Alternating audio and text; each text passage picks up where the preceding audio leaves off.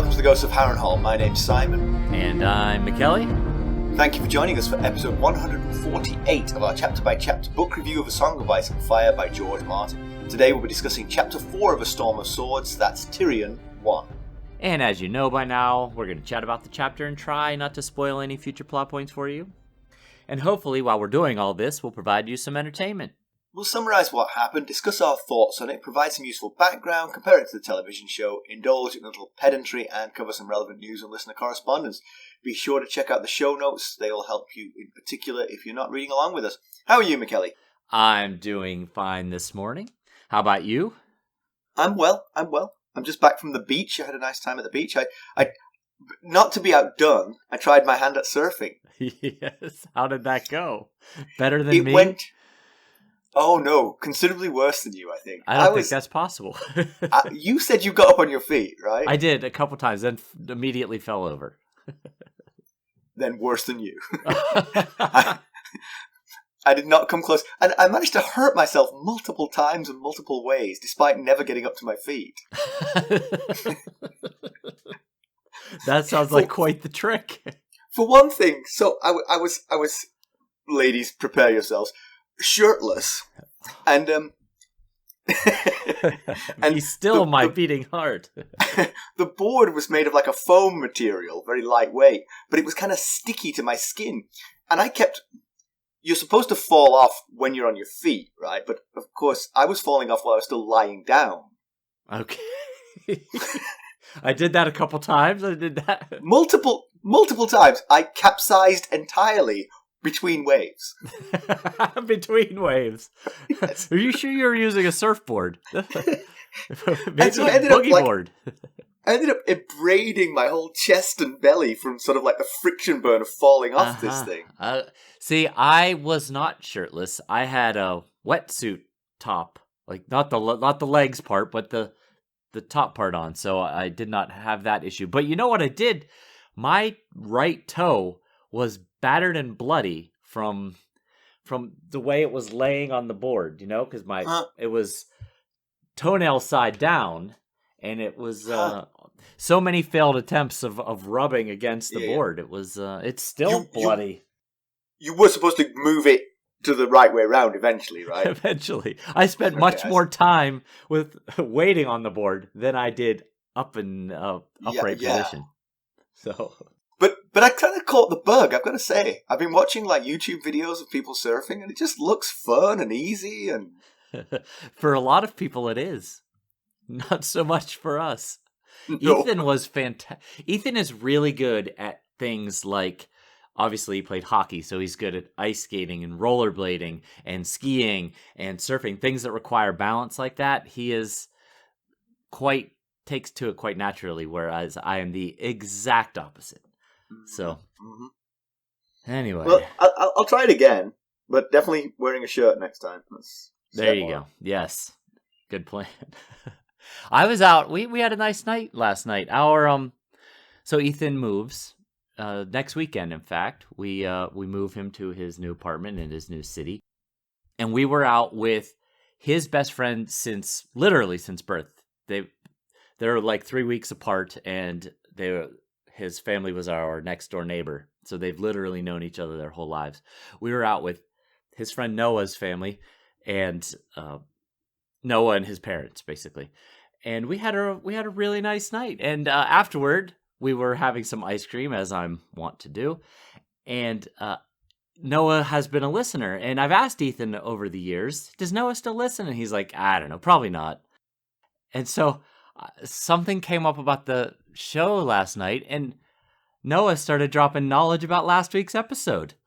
And I was like, good for Noah. No, are you still listening? He's like, oh yeah, I listen every week. Oh. And I was like, wow, that was other people's kids are always better than our own. I've noticed that. He said he mostly listens because it's where he gets the most dirt on Ethan. Actually, on that subject, I was going to ask, how is your future daughter-in-law? the waitress. Yeah. That fizzled out, unfortunately. Oh, I know. Has Stacey re-intervened? We were out to dinner last night, and Stacy really took to the waitress, and I was like, "Don't you dare! Don't do it!" But he was with us, so that would have made it even more awkward. I think that would be more mortifying, actually. Yes, I think it would. What do you think of him? What do you think of this guy? All right, well, we've got a long one today, so let's get down to business. We do. How did we leave Tyrion Lannister? Last we saw of our man Tyrion, he was fever dreaming in bed, having been rescued from the battlefield. You'll recall that his wounds were caused by his supposed ally and Royal Kingsguard, Mandon Moore. Only the heroic and timely intervention of his page, Podrick Payne, saved him from death. Tyrion doesn't trust the Queen-appointed Maester and demands his own.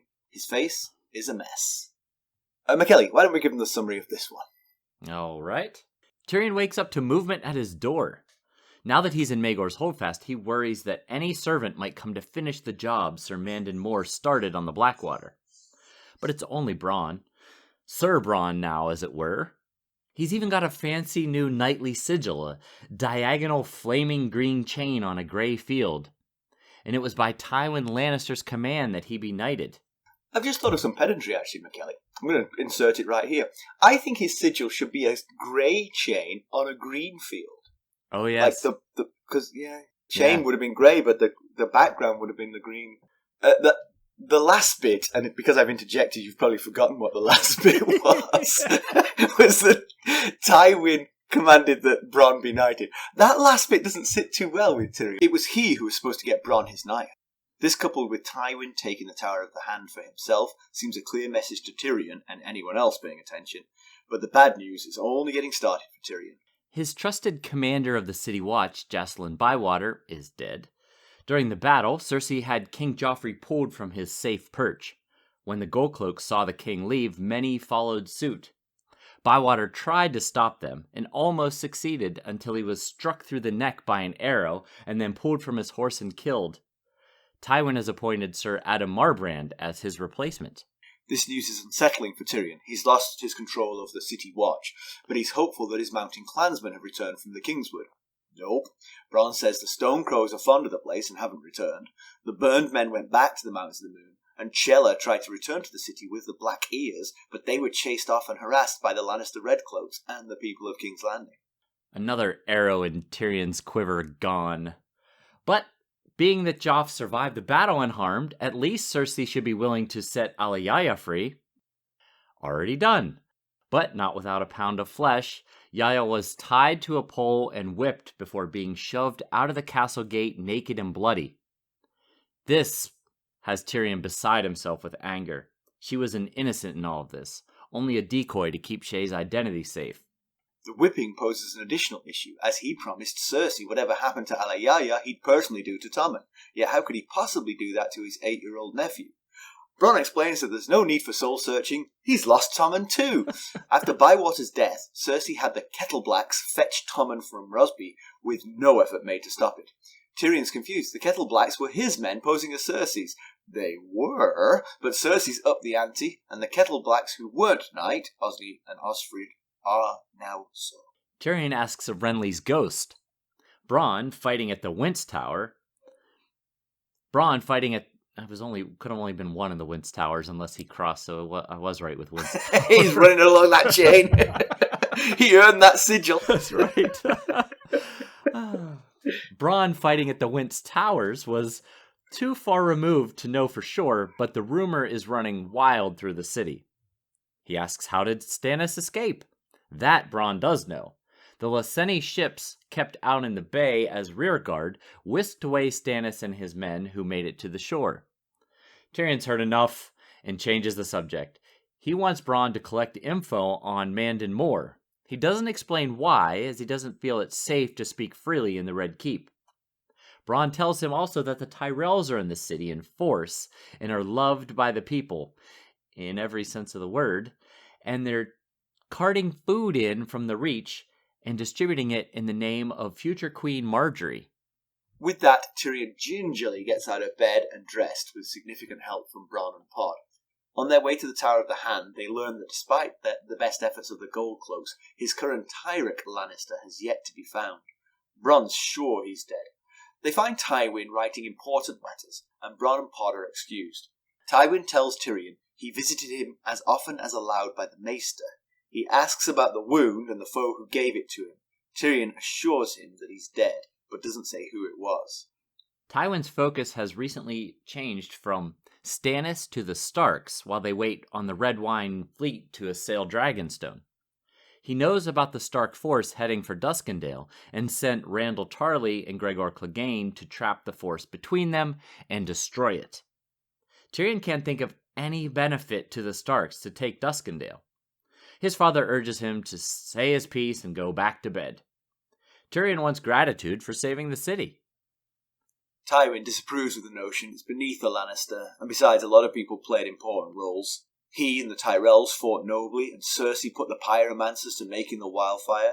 Tywin does appreciate the Dorne peace treaty and says Myrcella is happy in Dorne, though he mislikes giving the Martells a hostage, but it will balance out when Prince Doran shows up to claim his seat on the small council and the summit of a certain mountain.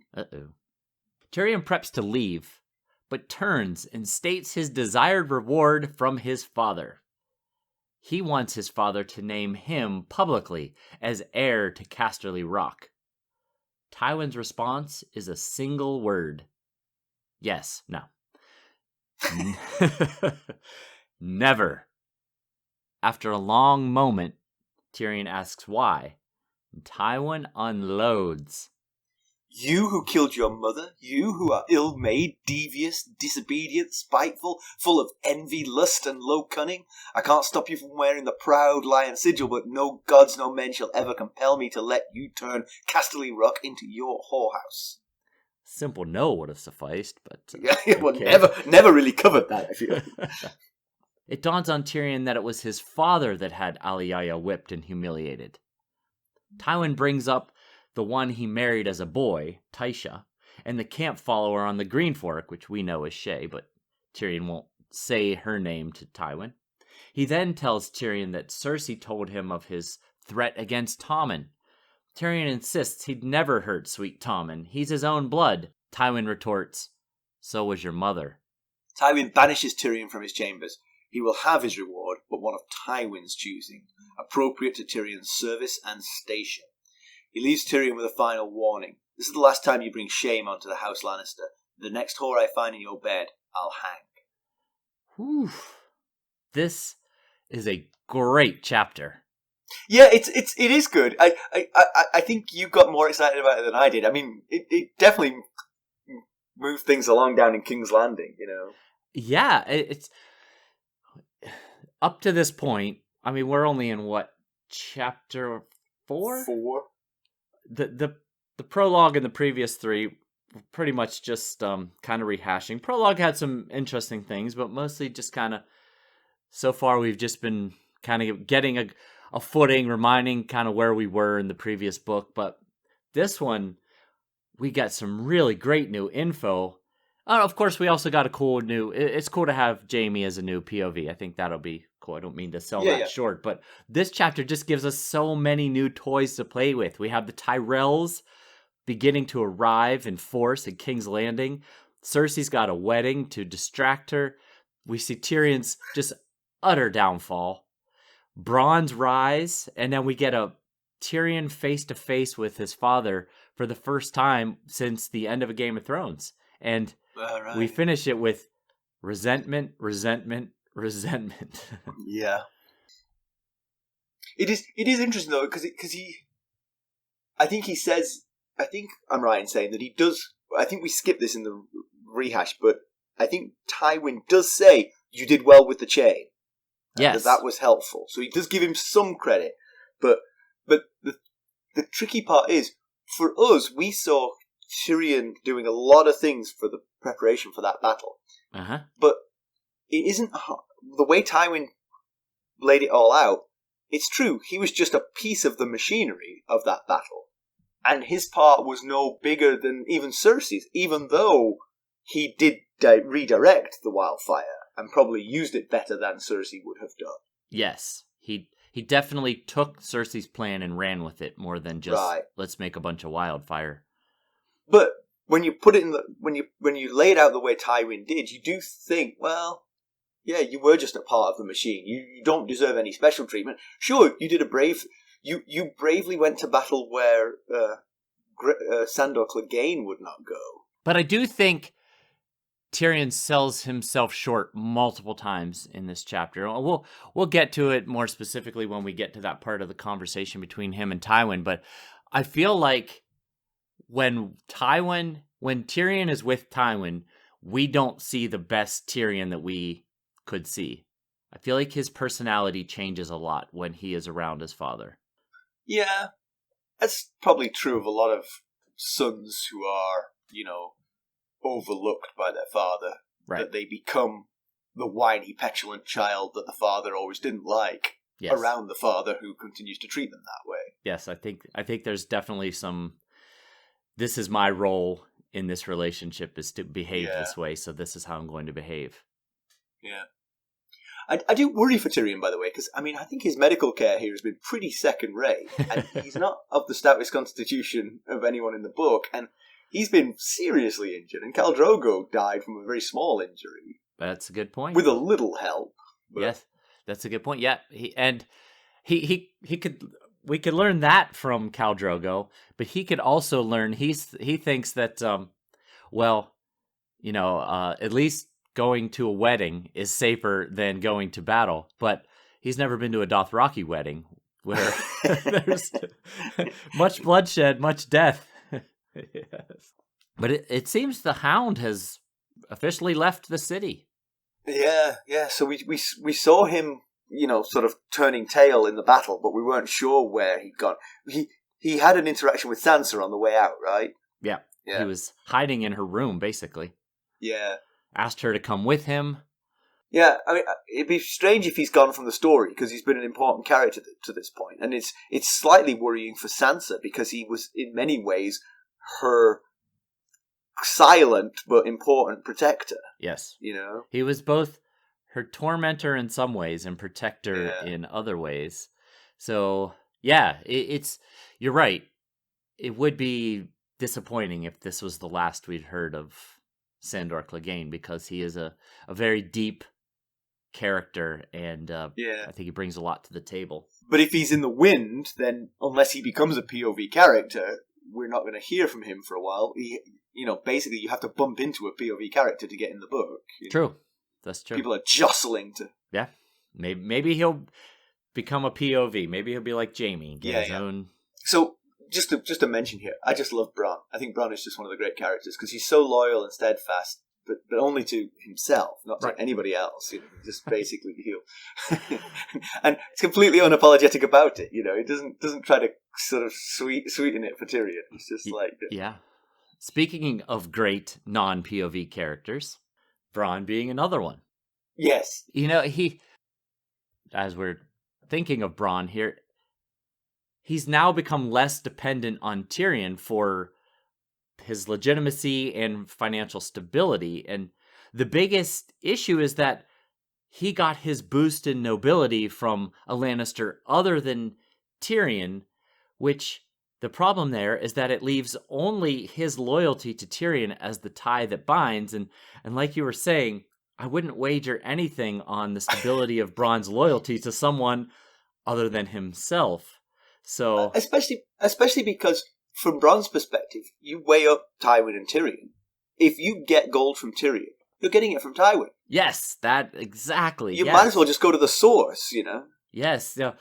Back in the Mountains of the Moon, when they created this kind of pact, Tyrion told Bronn, hey, before you ever consider betraying me, come to me and I'll outbid the other party. But you can't outbid the other party if your money source is the other party. Is the other party, exactly. Yeah.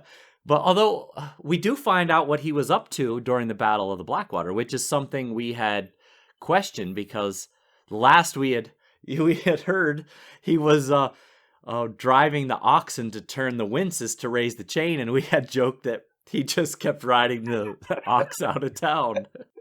And that's funny even for the second time. It is.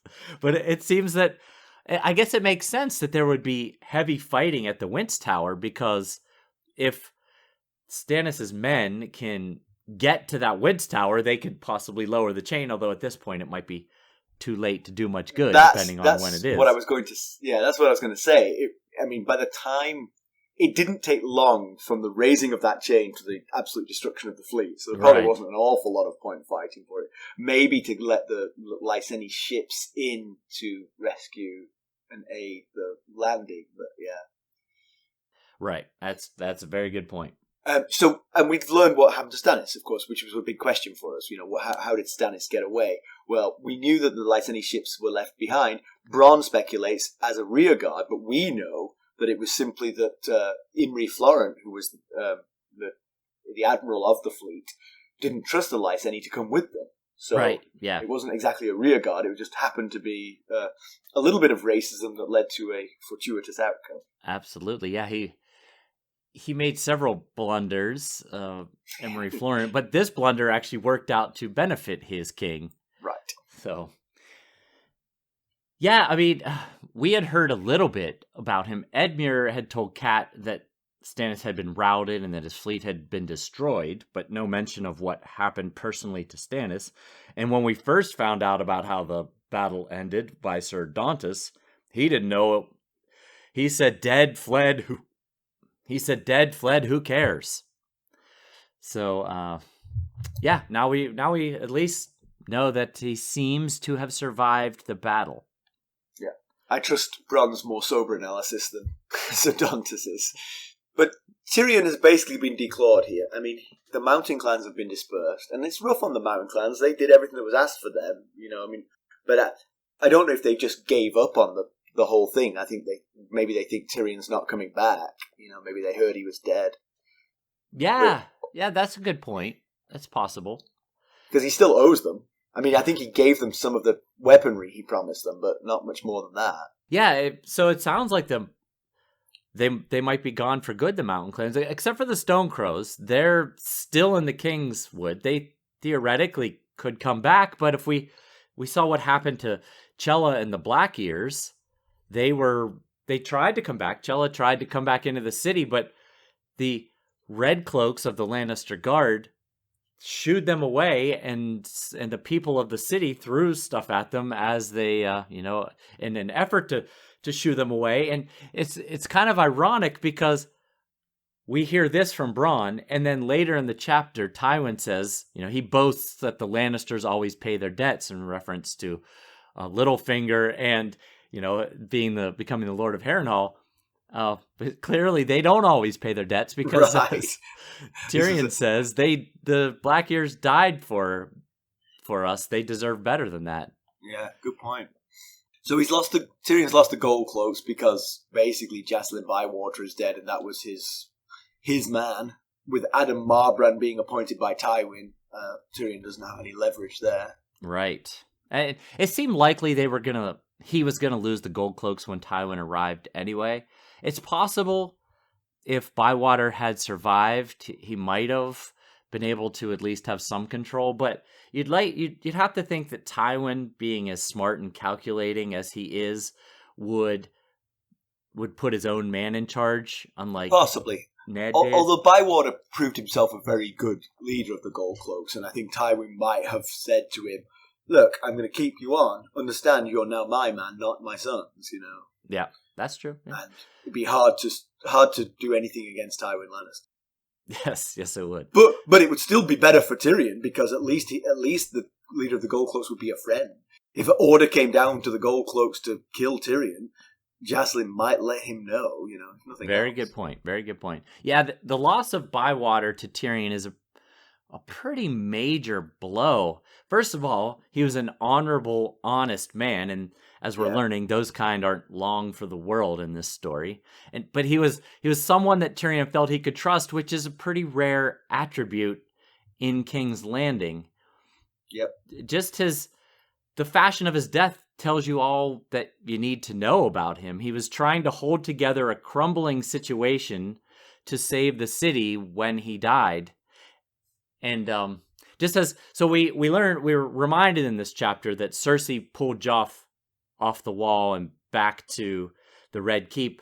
What he was doing when he was pulled off the wall was he was at the three giant trebuchets flinging antlermen into the river when when we last heard from him. So it's not like he was doing a lot to aid the war effort in general, but his general presence there, the lack of his presence, and then him being pulled back is what caused the issue. Yeah. And so, once again, it's Cersei's cowardliness for Joffrey catalyzing something that's led to the death of someone useful and honorable. Right. Yeah. And there's more tentacles to the loss of Bywater, because the loss of Bywater also led to Tyrion's loss of Tommen. Yes, yeah. Now, Tyrion having no fighting force or power in general at this point, Tywin would have demanded Tommen be returned, even if... I was going to say the same thing. I mean, even if Bywater had survived, the first command Tywin would have given him was go get my grandson and bring him back, and Bywater wouldn't have had to be killed in the battle had he said no to that. Yes. Of course, losing Tommen that way, like having him taken from Tyrion, kind of changes things a bit, because it doesn't though, because he was in a moral quandary that he was never going to act on. You know what I mean? Yeah, that's kind of my point though. He never intended to hurt Tommen. It was just an idle threat. But having him taken away, now he just looks like a monster uncle who possibly could have planned to harm his nephew rather than just, it was just a bluff. Here's him back. Yeah, yes, exactly. Of course I would have never hurt my own nephew, but he never got the chance to show that that's what he was thinking. Which of course is another part of the Tywin-Tyrion argument, which you can take Team Tywin for, because it really did sound terrible when you put it in the context of you would protect a whore over your own flesh and blood, and that's not going to sit well with Tywin. Yes, it's terrible optics the way it played out. The other aspect of the Bywater thing is how, to this point, control of the gold cloaks has been very critical to success within King's Landing. You know, I mean, that's what cost Ned. Yeah. And it's many ways it's what kept Tyrion going, you know, that he had won the gold cloaks over. Yep. Good point. Because he could have easily been, you know, Cersei could have got rid of him by the gold cloaks had he not got rid of, going to blank on the name. Jaina Slynt? Jaina Slynt, thank you. Look at you. That's why we bring you. That's why you're here. Lord Jaina Slynt of Harrenhal by the end of his bottom life. of the deep. So, the sellsword army, which, I mean, was only Tyrion's by dint of money, has been disbanded by Kevin Lannister. So he doesn't have those anymore. Bronn has been knighted at the command of Tywin Lannister, so Bronn's allegiance is confused. Yes. And he's even lost the Kettleblacks, who Cersei believed they belonged to her.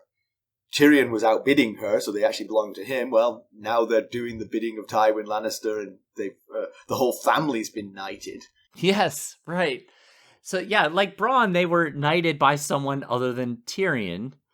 Yeah. And but so they were knighted by Tywin / Cersei. I probably Cersei proposed it to her father. I want these two knighted.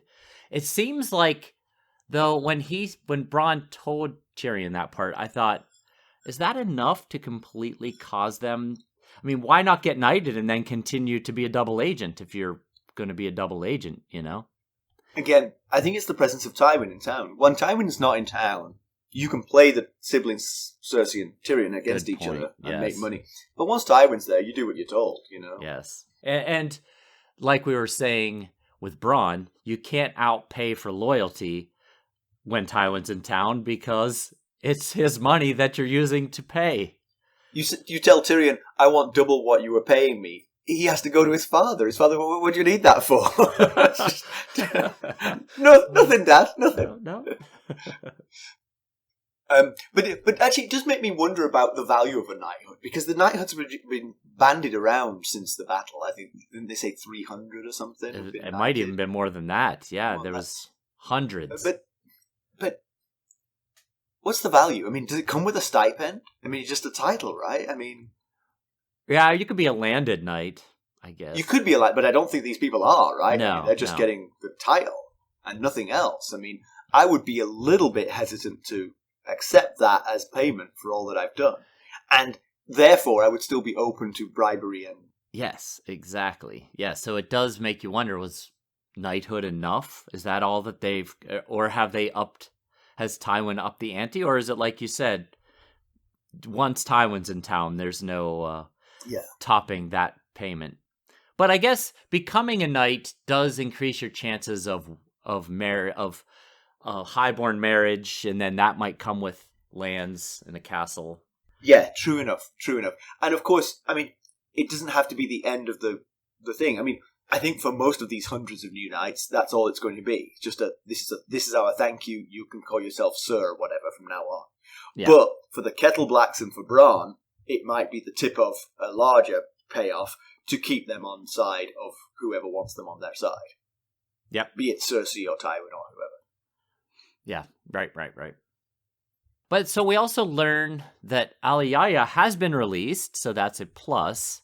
Yes. Unfortunately, she was whipped, bloody, and then shoved out the castle gate naked, which it all hurts. Obviously, for Alayaya, it hurts physically, but for Tyrion, it hurts on multiple levels. First of all, it shows that he was unable to protect her. Which both stings for the innocent Yaya, not obviously physically, but I'm not talking physically here. But it's also worrisome for the safety of Shay, because the chapter ends with Tywin saying, "I find another whore in your bed and I will hang her." So that's one level. That I guess that's kind of two levels on which it hurts, but also it kind of probably brings up painful memories of Tysha, because she was also a prostitute that was tortured by her father while Tyrion stood by helplessly and then shamefully participated. At this point in the chapter, when Bronn tells him about Alayaya, he assumes it's Cersei that did it. Later on in the chapter, he decides it was actually his father that had the whipping done. Right. Because, and that does actually make a certain amount of sense, because we know that Cersei is very fearful for the safety of her children. And while she probably thought the threat to Tommen of whatever happens to Alayaya happens to Tommen was probably an empty threat, she might not have gone ahead with it. It makes sense what he later concludes, that it was Tywin sort of like rehashing the Tysha incident to punish Tyrion. The one thing I would say about how it would hurt Tyrion, he also has to think, I'm glad I did it.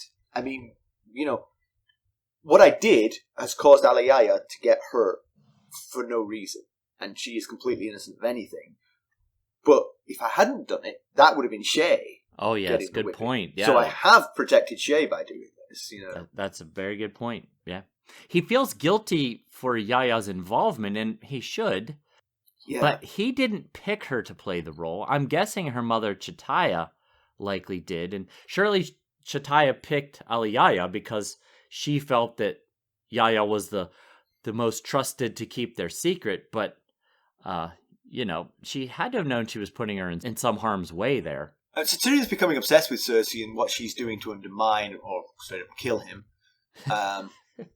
When Bronn arrives right at the start of the chapter, he's worried that it's one of Cersei's people coming to finish what Mandon Moore started.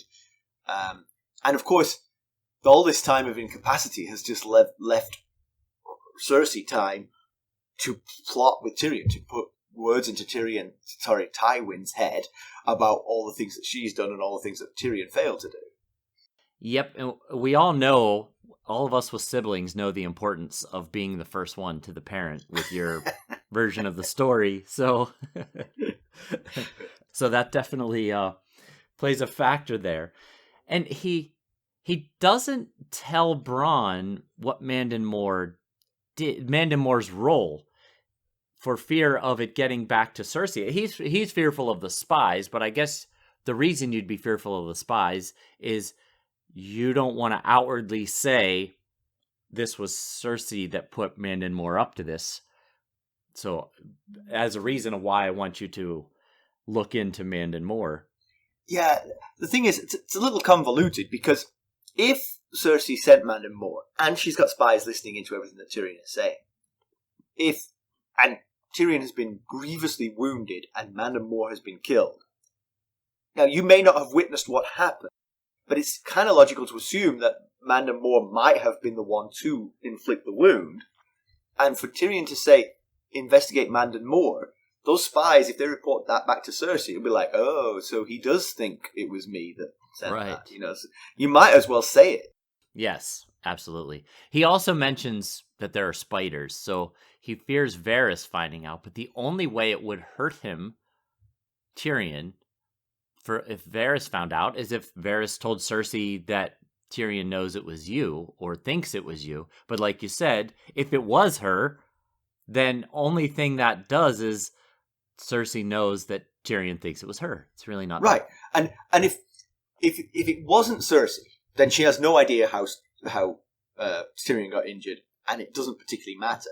And if it was Cersei, then him suspecting, she would expect him to suspect her. Right, he survived. Right, she's the one person who would want him dead, yes. Who would set a Kingsguard on him. She's the one person with authority and motive. Yes, the only other option that equals her would be Joffrey. Right, but if it was Joffrey and Cersei was completely blind to this, none of this would make any sense to her. She's like, what is he talking about? Right, yes. But I guess it just goes to show he's becoming very paranoid about Cersei in general. Yeah. Well, again, paranoia is an irrational fear that everyone's out to get you, right? His fears might be entirely rational in this case. Yes, there are definitely some legitimate reasons for him to concern about her. Yeah. But, some of the other things, he was convinced that Cersei had hired Maester Balabar to keep him insensate. Now, he did personally learn that Grand Maester Pycelle killed Jon Arryn by removing Maester Coleman from Jon Arryn's care. So I guess there could be a lingering fear there that the same thing might be happening to him. But all in all, if Cersei had wanted him dead, there's been plenty of opportunity to put a pillow over his face while he was unconscious or send someone in to do it. If she wanted him dead, there's been enough opportunity. I mean, it may have just been Mandon Moore having an axe to grind, but, I mean, it feels like, in many ways, let's assume it's Cersei, just for the sake of argument. That's a great result anyway. He's horribly wounded, lost all his power. It's kind of better in many ways. You get to sort of, see him brought down, and you can laugh at him all you want. That's probably a better result for her. That's a good point, yeah. He's alive to see what she's done to him. Exactly, yeah. Now, he believes in his gut that it's Cersei. Right. And if that's true, it's a bit... She's changed the rules of the game, because to this point, it'd just been outmaneuvering each other. Now, she did take Yaya captive, which was another step beyond what they'd done to that point. But murder is a whole next level thing. Right. And again, there is no question it has to be Cersei or Joffrey, or perhaps Tywin, conceivably, because the person doing it was a member of the Kingsguard, and only someone with an awful lot of authority could have authorized that. Yeah, unless Ser Mandon had some terrible skeleton in his closet that someone is exploiting. Right, and so I think you were questioning a little bit, what's the point of wasting Bronn's time with this? Well, there you go. You've just given a reason, because maybe it is possible that there is somebody had some leverage over him, somebody who might, maybe Peter Baelish, say, had some leverage over Mandon Moore, and this was the payoff. Yeah, or Varys. Varys knows skeletons like nobody's business. Maybe we know he and Illyrio are scheming in some way. But I'm still convinced by the friendship of Varys towards Tyrion. Yeah, of course, Cersei said, I felt that same. I thought Varys was my only friend in town for years until I discovered otherwise. So yeah, he seems good at that. Yes, he definitely seems good at it. But the thing is, he is everybody's friend. He is nobody's enemy until he feels that person is doing something that goes against what he wants. And what he stated he wants is peace in the realm. Right, until it's time for whatever they have right. planning. Yes, he may have another plan, but obviously those two things are not necessarily mutually exclusive. He may see the route to peace in the realm being to install a Targaryen back onto the throne. Right. But Tyrion's done nothing to offend Varys, as far as I can see. Other than by being smart and useful and... a threat in that way. A threat in that way, perhaps. Yeah. You know how we are planning to open, and in our lovely painting from Jenny of Old Stones, we have opened our brown clothes haberdashery in Molestown. Yes. I think we also might want to consider opening a PR firm in King's Landing. Okay. Maybe inside the Red Keep, because the Lannisters, especially Tyrion, are terrible at public relations. And we see in this chapter that another very wealthy family is significantly better at it. The Tyrells are carting food up from the Reach into the starving King's Landing, all in the name of their soon-to-be arriving future Queen Marjorie. That is how public relations works. Right. Yes. Yes. You could literally see the Tyrells winning the throne here. Yes. Just ousting the Lannisters entirely. We've mentioned this several times. I mean, the Lannisters are so power hungry that they overlook the benefits of being benevolent overlords instead of malicious. You know, that they always choose the malicious at the moment. Maybe the Tyrells will be a force for tempering their worst traits. Possibly, yeah. And as we'll get to here shortly, we'll see that Tyrion's lack of PR savviness doesn't just stop at the public. It extends to family public relations as well. Yeah. So Adam Marbrand has taken over from Jacelyn Bywater as head of the Gold Cloaks. He was talked about in Tyrion 8 of Clash of Kings, which he's related to the Lannisters through Tywin's mother, Jane, who was a Marbrand. So that's the family connection. Probably very loyal to the Lannister cause. We've also seen him several times in the company of Tywin since they met up, since Tyrion met Tywin at the Inn of the Crossroads. He was at Harrenhal. He was the first to ride out to meet Robb and Edmure. Yeah, we had conjectured it was because Robb had taken Ashmark, which is the seat of his house. That's why he was the first to ride out. And we also got a little insight into what the type of person that Adam Marbrand is, because Arya told us that the women of Harrenhal were sad to see him go. I see. So, we skipped over it in the summary, but he bumps into Adam Marbrand as he's going into Tywin's rooms, and he comes across as a very friendly and decent character. He was polite and kind to Tyrion, and also, not unlike Jacelyn Bywater, he seemed to have a sort of a head for the job that in hand. You know, he was worried about not having sufficient numbers, but at the same time not having enough money to pay them all, and so, you know, he was thinking about the job. He wasn't just self-serving in the role as a stepping stone. Yeah, Tyrion thinks to himself that normally the Gold Cloaks would take umbrage with an outsider being placed over them, but he thought that the pick of Sir Adam Marbrand was a shrewd choice because, much like Jaime, he's the kind of man that other men want to be led by. They want to follow Adam Marbrand. He's got that kind of... Yeah. Possibly, I mean, by comparison, Janos Slynt was a lick-spittle, greasy pole climber, whereas, and Jacelyn Bywater was probably a little too straight-laced, sort of like not, whereas I think Adam Marbrand has that, seems to, from the very limited evidence we've got, seems to have that sort of everyman touch. Yep, very much. I think I agree. And you mentioned the numbers in the Gold Cloaks. They did have some pretty heavy casualties, because we were told before the battle started that they were at around 6,000, and Marbrand tells us here that they're at 4,400, so that's a pretty decent loss in numbers, but it's still significantly more than under Robert, because Ned told us when he was talking to Littlefinger, when he wanted them on his side, he mentioned that they were 2,000 strong. So they're still more than double what they were before all this fighting started.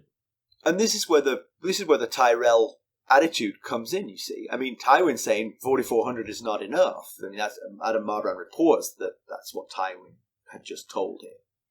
Yeah, he was, I think he was specifically referring to finding Tyrek. Oh, yes, he was specific. Yeah, that's true.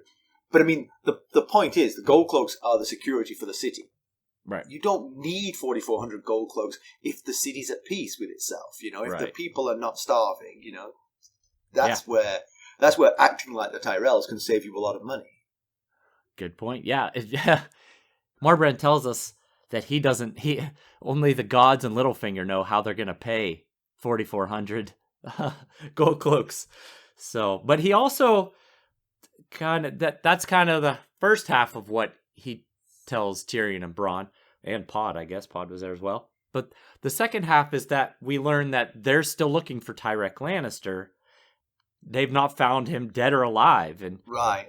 Tywin has not given up on finding him. And so Tyrek, he's 13, and he's Tyrion's cousin, but he is not Kevin's son. He is Tywin's younger brother, the second youngest of Tywin's brothers, Tyget, his son. And Tyget, I think we did a background on this once upon a time. Tyget died from a pox years ago.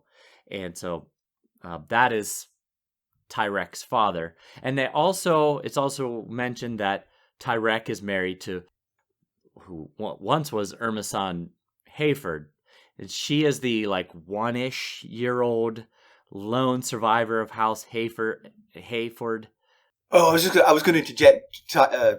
Tyrion's joke here was that she's going to be widowed before she's weaned. Right, that's the first person in the history of the Seven Kingdoms to be widowed before she's weaned. But I think the ongoing hunt for Tyrek, shows the importance that Tywin puts on family, which only makes it more impactful, his disregard and lack of support for his own son. Right. I wonder if he would put this much effort into finding Tyrion had Tyrion gone missing during the riot. Because that's where Tyrek went missing. I bet he would. Yeah. Because that's how he is. He'd be delighted that Tyrion was dead. But at the same time, he would give him a sort of he would ensure that he was found and given full Lannister honours in funeral. Because that's what Lannisters do. That's what Lannisters do. Yeah, you're right. That's a good point. Because theoretically, he started a war over Tyrion being taken captive. Right. Not because of Tyrion on the individual level, but because a Lannister was taken captive by a Stark. Right. There you go. Yeah. So when they get into the solar of the Tower of the Hand, Tywin is writing important letters, as he describes them. So we want to speculate who he might be writing to. I mean, there are some potential allies out there. I mean, obviously, Dorne feels like it's in the fold. The Tyrells are in the fold now. But one that sort of just suggests itself to me is sending them to Pike, to the Greyjoys. Oh, right, because the Balon did reach out to Joffrey. Maybe he's responding back to that. Right, that was one that occurred to me. And of course, the Vale is still in the wind. The Vale, of course, yeah. That's a tricky one because Lysa is a Tully, and the Tullys are on the opposite side of the war. So that would be gutsy maneuver to reach out to Lysa. And then the other ones, I mean, of course, it's you might try and peel off some actual allies from Robb. Oh, yes, true. That's who you might, but it's without spoiling. It's hard to imagine what they might be, who might be vulnerable to flipping sides. Yeah. So he says that Stannis' claim ended on the Blackwater. So now Robb is his biggest threat. So it's possible he could be, like you said, dealing with Dorne, or maybe wrapping up something that has to do with his battle with Stannis, or working on new alliances with Robb. he mentions that the red wine ships need to come around so that they can finish off Dorne. You imagine they're over at the Reach, so they've got to get around to the east side of Westeros in order to assail Dragonstone. So maybe the letters are dealing with something involving the ships. Speaking of the war effort, we learn here that the Lannisters are actually, Bronn is the first one to bring it up, but the Lannisters know about the Helmund Tallheart, Robert Glover move to Duskendale. And so that begs the question, are these Lannister spies that are getting this information? Or are there Northern Stark moles that are giving them this information? Yeah, they do know a lot of specifics. They know it's a third of the Stark force, who it's led by, specifically where it's going. The kind of thing that you would feel that the rank and file wouldn't know. So either it's a high-level mole or some very good spies, Right. Yes. And you notice he gives no insight into it to Tyrion. He tells Tyrion it's nothing for you to matter to think about. You go back to bed. I'm not sure that that's a Tywin anti-Tyrion thing. I think that's probably just Tywin's natural inclination is to not share information he doesn't need to. Yeah, that's true. He's pretty calculating about such things. Yeah. But Tyrion's confused why Robb would send a force to Duskendale in the first place. There's nothing there worth the risk. And so he wonders, has the young wolf finally made a blunder? Here's my guess, and this is, I promise this is not spoiler because I have no idea where this is headed. But because Tyrion said that, that means that it's not a blunder, that this is in fact some kind of trap that Robb is setting for the Lannisters. Okay. With that line of thinking, you think that Robb did give the command to Roose to send them to Duskendale, because remember he said in that Arya chapter, it was in the name of the word of the king or the name of the king or something like that he was sending them to do this. And Roose's explanation, if I remember correctly from that Arya chapter, was that Duskendale hadn't experienced the effects of the war yet. But there's got to be more to it than that, I would hope, because if Tywin's count is true and there's really a third of the Stark force being sent to Duskendale, that's quite the effort for just to make them know that there's a war going on. Right, exactly. Yeah. So but now you've made me think. Well, okay, so if this was a Roose Bolton on his own, then maybe it is a blunder.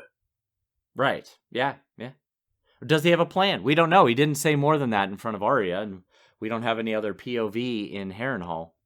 Tywin mentions that Littlefinger's been made Lord of Harrenhal, and that's obviously, we've heard several times that that's a big deal and cursed. But Tywin thinks it's an empty title because the Lannisters don't even hold it at the moment. But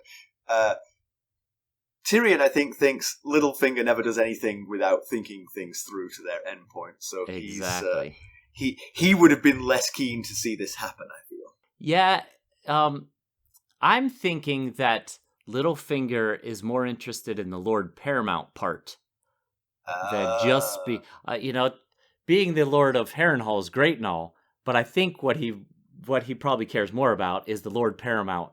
He's taken that from the Tullys, who spurned him when he tried to duel Brandon Stark for Kat's hand in marriage. Interesting. That's probably true, but then that's interesting because then that is a little bit. Is Littlefinger so motivated by revenge that he gets clouded on his vision? You know what I mean? That's not that calculating. That's just spiteful. It's a pretty powerful position, I guess. It is, but yeah, interesting.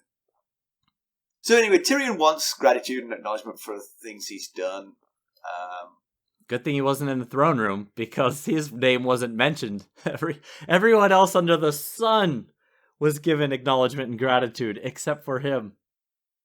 So it is understandable from his perspective he did play a huge role in keeping the Stannis from taking the city, possibly a critical role. The chain, the plan to use the wildfire effectively, using the old boats as explosives, the marriage pact with the Tyrells, keeping Dawn out of the fight, marriage to Marcella, and plus his efforts to keep the city fed. Because, I mean, without that, the city could have fallen before Stannis got there. Stannis gave them every opportunity to starve to death. Right, yeah. Yeah, it could have fallen, the city could have fallen from the inside. I mean, there was one riot, and that was after the efforts that Tyrion had made. There was no mention of his efforts during the whole ceremony. He wasn't there, so they could have just mentioned, and Joffrey could have said, my Uncle Tyrion's efforts, or, we owe gratitude to my Uncle Tyrion for his efforts and moved on, But, of course, Tyrion wouldn't have known about it. But, so, Tyrion says, I want gratitude, and Tywin responds is, only monkeys and mummers need gratitude. But then he follows that up with, also, most people feel like my role and the Tyrells' role in attacking Stannis is what saved the city. So, But that's almost certainly true, because what Tyrion was doing is in the background, and that was sort of like the... Yes. That was the part they could see. Yes, exactly. But the city likely would not have lasted long enough for the Lannisters and the Tyrells to attack Stannis if it hadn't been for the groundwork that Tyrion laid. But of course, that was all under the covers, and not everybody saw that. Had those ships not all been destroyed, there could have been a whole different outcome there. Yeah. But I will say, I'm stealing your point, you made this point, but it's an excellent one. The mummers and monkeys needing praise. Tywin Lannister rode into the throne room on a white horse. I mean, he's not playing down his own achievements at that point. No, he's not. Can you get more riding on a white horse? Really? Tywin, obviously, he expresses that he was concerned for Tyrion, that he visited him in his sick bed, but he also says that Jaime's not foolish enough to take his helmet off in battle, which... is a point. Why was Tyrion not wearing a helmet? So I had to go back and look that up. So what happened was they were all out on that bridge of ships. Remember the bridge all these ships had got stuck together and created a bridge. He was out there with Ser Mandon, apparently Pod, and as the bridge was breaking up, he got knocked over and landed in the water, and his helmet started to flood with water, so he took it off. Wow, Mandon Moore was very patient. I'm waiting. Wait till you can see the white of his eyes and the rosiness in his cheeks. But, ironically, he says this. Tywin says this about Jaime wouldn't be foolish enough to take his helmet off, but Jaime was foolish enough to rush into chasing raiders that ended up in an ambush and him being captured. So there's enough foolishness to go around in Lannisters in battle. There's always a fine line between being bold in battle and being foolish, Yes, very much. If it goes well, you're bold. If it goes poorly, you're foolish. Yeah, mostly it's a matter of luck, really. Yes, exactly. So the Lannister-Tyrell union, the two richest houses in Westeros, is this is power for a long time. This is power to rival anything that's been around for a few hundred years. Probably the last time there was something more powerful than that was when the Targaryens had their union with a bunch of dragons. Right. Yes, I mean, this... the Baratheons are powerful and all, and the Lannisters obviously are the most wealthy, but you're pairing the Lannisters and the Tyrells. That's some serious wealth, and both can generate a lot of men, if necessary, a lot of huge fighting force, if necessary. Yeah. So, this could be quite the dynamic duo. Yeah, and plus, I mean, they also have a lot of leverage over the lesser houses and over some of the other major houses as well, because the Reach is the breadbasket, and the West is the true wealth of the kingdom. The bank. Everybody relies on the bank, exactly. Everyone was going to rely on them in some ways, and so you can really use that to leverage them to join your side. Absolutely. It's quite the they'll make quite the power couple, Yeah. Joffrey and Marjorie. But then Tyrion goes for it. He starts to leave. His father says, "All right, go back to bed." And he starts to leave. And then he stops and turns and says, "What do I want? I'll tell you what I want. I want what's by rights mine to inherit. I want Casterly Rock." And his father says, "That's your brother's birthright." And Tyrion reminds him, "No, it's not. For 18 years, it hasn't been my brother's birthright since he joined the Royal Kingsguard. You know this as well as I do." And, that he said he's never brought it up before. He doesn't say that. He tells us in his internal monologue, it's never been brought up before. But that in its own right, the fact that it's been 18 years is a bit of a slap in the face. That for 18 years, it's never been mentioned that he is technically now the heir. Yep. And his father says never. Yeah. and cruelly blames Tyrion for killing Tyrion's mother, which obviously on some levels he did, but it's the worst possible thing you could say to a child who lost his own mother in childbirth. Right, as if it was any fault of his. Yes. But I'm not sure I understand Tywin's endgame here. So who will inherit Casterly Rock? I mean, Cersei's at the end of her childbearing years. Jaime's out. So that leaves only Tyrion or Cersei's children. Or maybe Tyrion's children. Maybe if Tyrion had like some 6-foot blonde son, that might be perfect. Sure. Yeah. That's possible. Cersei's maybe not quite at the end. I mean, Jaime was 15 when he was brought into the Royal Kingsguard, and it's been 18 so years. They're only 33. They are a bit younger than I thought. But I mean, if Jaime never gets back to King's Landing, she doesn't want babies with anyone else. So. Good point. Of course, with Tywin around, she might not have a choice. She didn't have a choice in marrying Robert either. So yeah, all right. There's a possibility there, but Joffrey already has the Iron Throne. That does leave Tommen as a possibility, right? Unless Tywin's willing to go to a nephew like Lancel, perhaps. Yeah, you're right. It's an odd situation there because he's got his son, but he doesn't want to put his son in that position. So there's got to be some heir. So yeah, maybe one of Kevin has other sons beside Lancel. Maybe that's why he's looking so hard for Tyrek. Right. As we mentioned earlier, I do think there's a disconnect here between what we see of Tyrion and everyone else's impression. We always see the thoughtful, clear-headed, scheming, intelligent, loyal Lannister. I mean, he's not exactly right. He works against his sister, but not out of spite, but because he thinks that her machinations are in the wrong direction.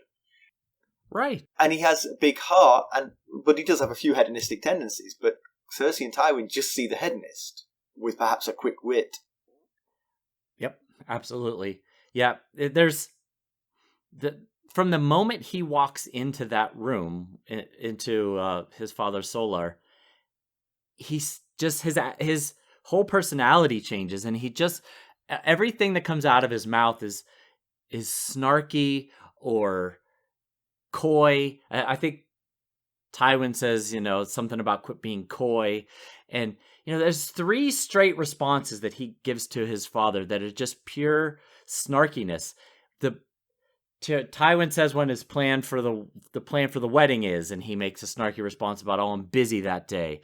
And then he says about Cersei sending Balabar to take care of you because she feared for your life. And he says, "Oh yeah, that's why she never left my side." And then Tywin mentions about the wound, and he says, "You'd praise Jaime if it happened to him in battle."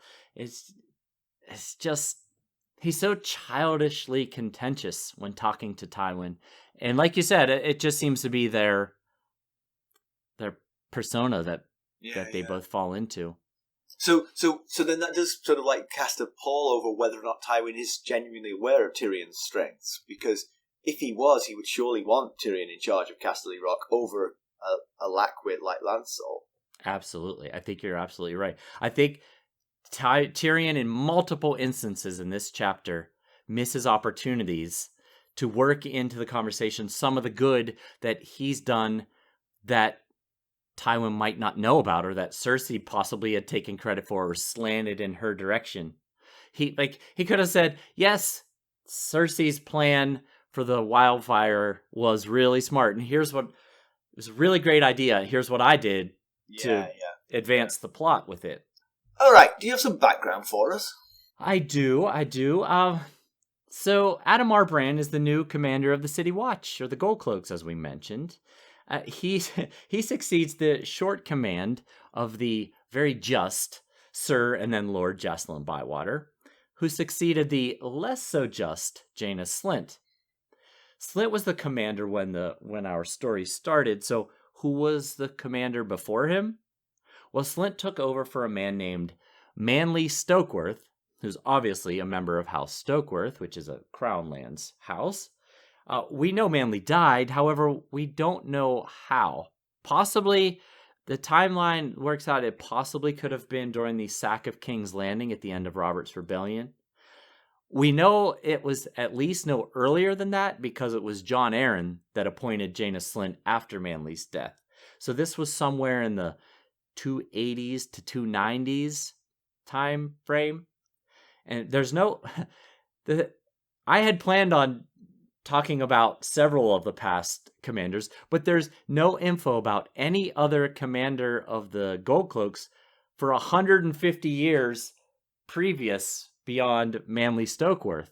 So there are other ones that we'll talk about, but this episode is a very long episode, so we'll just stop here for now with Manly Stokeworth.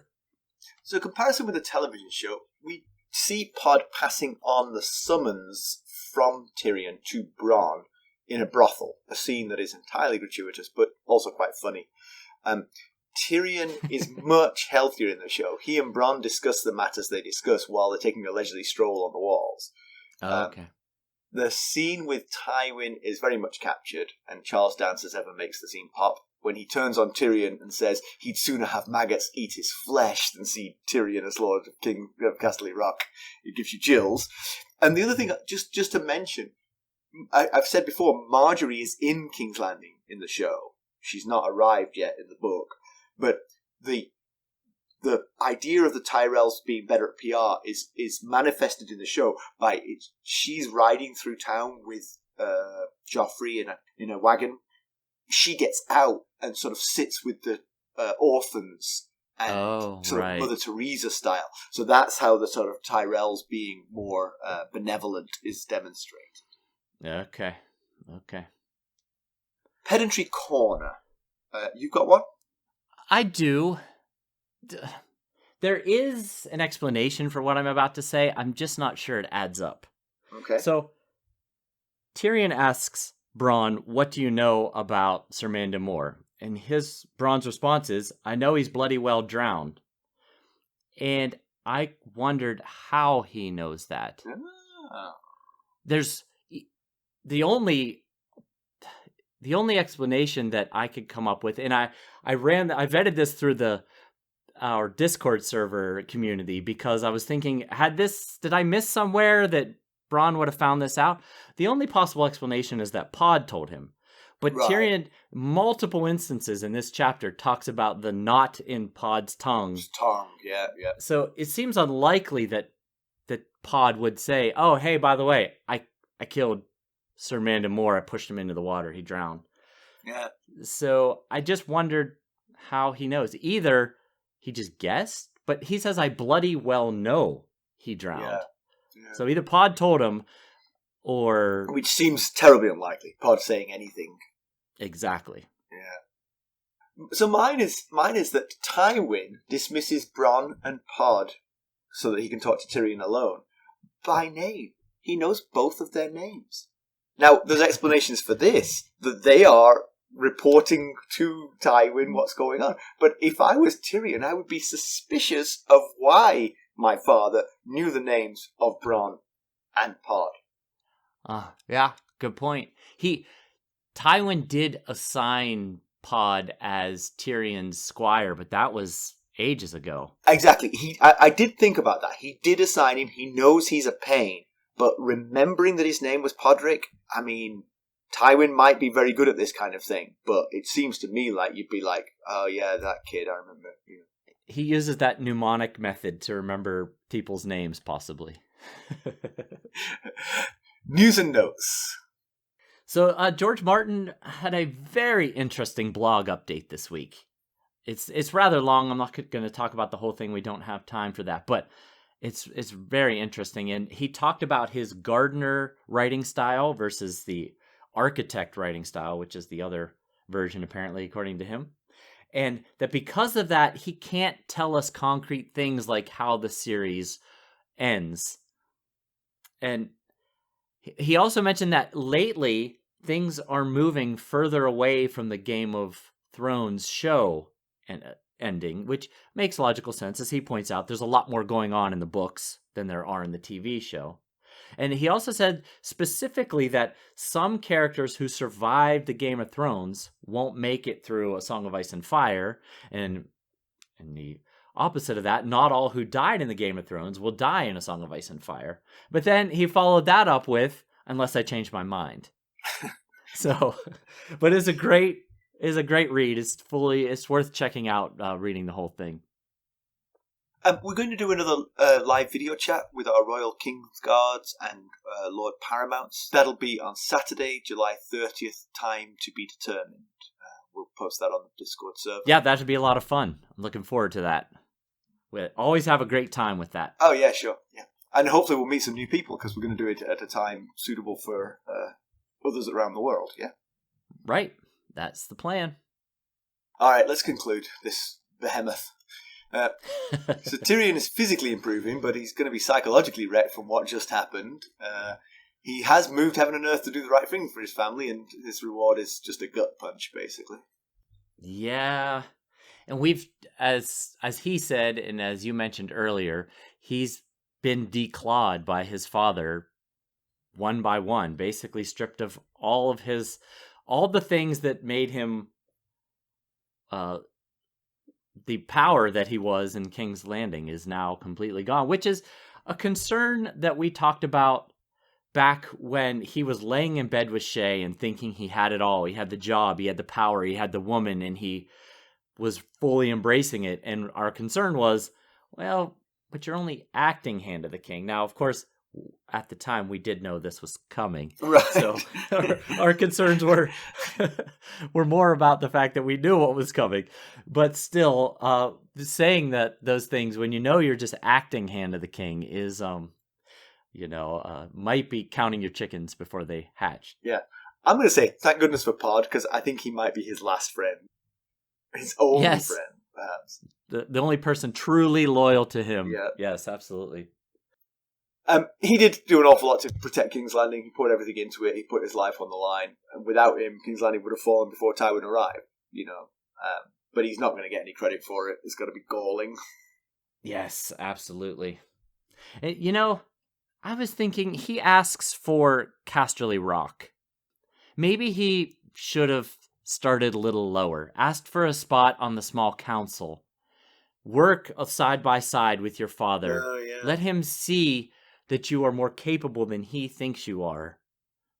And, prove to him you're worthy of being his heir. Maybe it would have never happened.